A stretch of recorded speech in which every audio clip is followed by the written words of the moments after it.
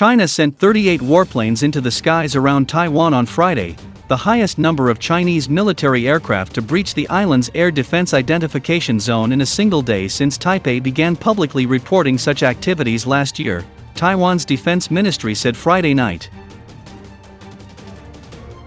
The People's Liberation Army Air Force, PLAAF, aircraft came in two waves, the defense ministry said. 25 PLA warplanes entered the southwestern corner of the ADIZ during daylight hours, and another 13 planes entered the island's southwest ADIZ on Friday night, the ministry said in a statement. While the Chinese planes in the afternoon sortie stayed in the extreme southwestern part of the ADIZ, the planes involved in the evening flight flew through the defense zone and hooked up toward the northeast before reversing course and returning to the Chinese mainland, the defense ministry said. The 25 PLA planes involved in the daylight incursion included 18 J-16 fighters, 4 Su-30 fighters, 2 H-6 bombers, and 1 Y-8 anti-submarine warfare aircraft, according to the defense ministry. The later flight included 10 J-16s, 2 HSIXs, and 1 KJ-500 airborne early warning aircraft, it added. The incursions did not violate Taiwan's sovereign airspace, which extends 12 nautical miles from its coast. The U.S. Federal Aviation Administration defines an ADIZ as a designated area of airspace over land or water within which a country requires the immediate and positive identification, location and air traffic control of aircraft in the interest of the country's national security.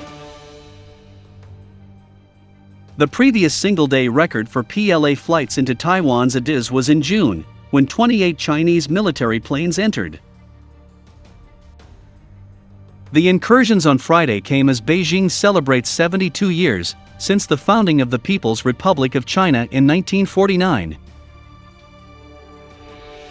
A Chinese J-16 multi-role strike fighter for the People's Liberation Army Air Force, PLAAF, is shown at the 13th China International Aviation and Aerospace Exhibition in Zhuhai on September 28. This is how the PLA chooses to celebrate its National Day. Military coercion. Drew Thompson, a former U.S. Defense Department official and a visiting senior research fellow at the Lee Kuan Yew School of Public Policy at the National University of Singapore, posted on Twitter. PLAAF sorties are pretty routine at this point, but stepping up bomber flights on a major PRC, People's Republic of China, holiday underscores that this is political warfare and part of a massive coercion campaign, Thompson told CNN. Chinese President Xi Jinping has refused to rule out military force to capture Taiwan if necessary. In the past, analysts have said the PLA's flights likely serve several purposes for China, both demonstrating the strength of the PLA to a domestic audience and giving the Chinese military intelligence and skills it would need in any potential conflict involving Taiwan. Xi Jinping has instructed the PLA to heighten its readiness and prepare for warfighting under realistic fighting conditions. Hence, it is relatively unsurprising that the PLA continues to fly into Taiwan's ADIZ as part of realistic training and preparation for armed conflict, Derek Grossman, a senior defense analyst at the RAND Corporation policy think tank, told CNN on Saturday. Taiwan and mainland China have been governed separately since the end of a civil war more than 7 decades ago, in which the defeated nationalists fled to Taipei. However, Beijing views Taiwan as an inseparable part of its territory, even though the Chinese Communist Party has never governed the democratic island of about 24 million people. Taiwan's Ministry of Foreign Affairs reiterated that point last week after Beijing sent a total of 24 warplanes into the island's ADIZ in a single day. Taiwan is Taiwan, and it is not part of the People's Republic of China.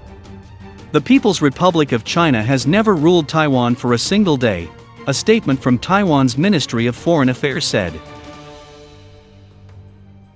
This past Thursday, China's Taiwan Affairs Office issued a statement and criticized Taiwan's Foreign Minister Joseph Wu for frantically making Taiwan independence speeches on the international stage. Taiwan is an inalienable part of Chinese territory and has never been a country, the statement said. We are telling Joseph Wu and his likes that unification is the right way and Taiwan independence is a dead end.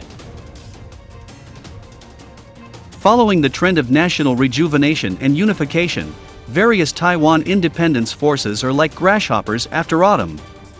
All types of Taiwan independence speeches are nothing but flies buzzing around, it said. In response, Taiwan's Mainland Affairs Council fired back and accused Beijing of using extremely despicable language to slander and abuse its foreign minister. And on Saturday, Wu himself responded on Twitter. October 1 wasn't a good day. The PLAAF flew 38 warplanes into Taiwan's ADIZ, making it the largest number of daily sorties on record. Threatening? Of course. It's strange the hashtag PRC doesn't bother faking excuses anymore, Wu tweeted on Taiwan's foreign ministry account. Despite the increase in PLA flights and the harsh rhetoric from Taiwan, Grossman, the RAND analyst, doesn't think combat is imminent. I don't think there is a high or even medium probability of a Chinese attack or invasion of Taiwan, he told CNN.